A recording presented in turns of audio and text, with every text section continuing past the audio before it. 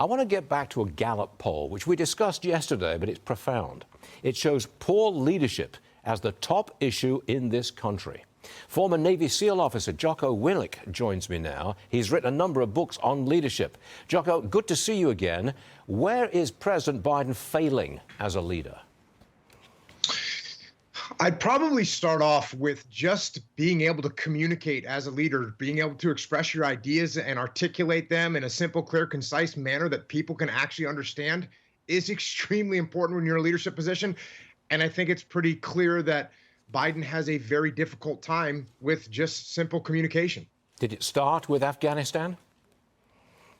I think Afghanistan, definitely, he didn't communicate well. But then what we saw was another area failing, and that is humility, which is having the humility to admit when you made a mistake, when you did something wrong, here's what we're going to do to fix it. Taking ownership of the mistakes that you made is something you have to do in order to earn trust with people. And when there's no trust, there's no leadership.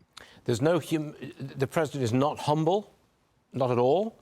He kind of... Well, I haven't seen much humility from him, especially when we have significant issues that are going on in the country. And instead of saying, hey, I'm the president, this is my country, these are my problems, and here's what we're going to do to fix them. Instead, what you see is a lot of either straight denial or pointing fingers at other people, pointing fingers at the last administration or the other party. I think that's what we're seeing a lot of. And it's unfortunate because when you do that, you don't actually move forward to make any progress to solve problems. You're a military guy, and I want to ask a military question. Former Secretary of State Mike Pompeo, he says China's President Xi Jinping is, quote, watching for American weakness. Roll tape, please. Xi Jinping is watching for American weakness. He's watching for an absence of resolve. And if he sees opportunity, he will seize that very opportunity. Now, this comes after General Mike Minihan warned that we, America, may be at war with China by 2025. Jocko, that sounds a little bit like scaremongering. What do you say?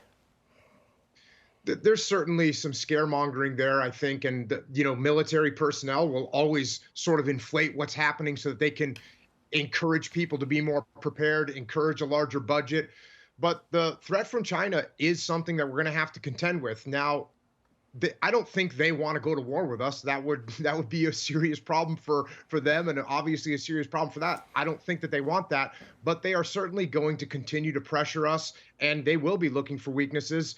And if they see that level of weakness that becomes very prominent, they may make some moves that could have a strategic impact on us, for sure.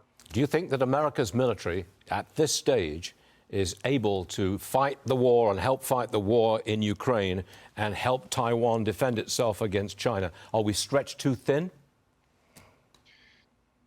We can do these things. We can do these things, Stuart. It is just a matter of if we have the will to do them and what price we're willing to pay. And that's what all war boils down to, is what price are you willing to pay for victory? And that's what these questions ultimately only get resolved when war happens. And I hope that doesn't go in that direction. Would you say that President Biden has shown good leadership in Ukraine? He's slow-walked it. He's not provoked the Russians. Do you think that's good leadership there? I think he's walking a very fine line, and I think that he doesn't know where the edge of that line is. And I think no one knows, right? Because you've got Putin over there, and we're not 100% sure what he's going to do, obviously. So every move that we make there is a risk, and we need to weigh that risk very, very closely. And I don't know if we've thought through the entirety of what could happen and how that war could expand into something global. Okay, got it. Jocko, I just want you to know something. If we're ever in a war, I want you on my side. I hope that's okay with you. Well, as long as you're American, I'll be on your side. And I am an American. Jocko, you're all right. We'll see you again soon. Thanks for coming by.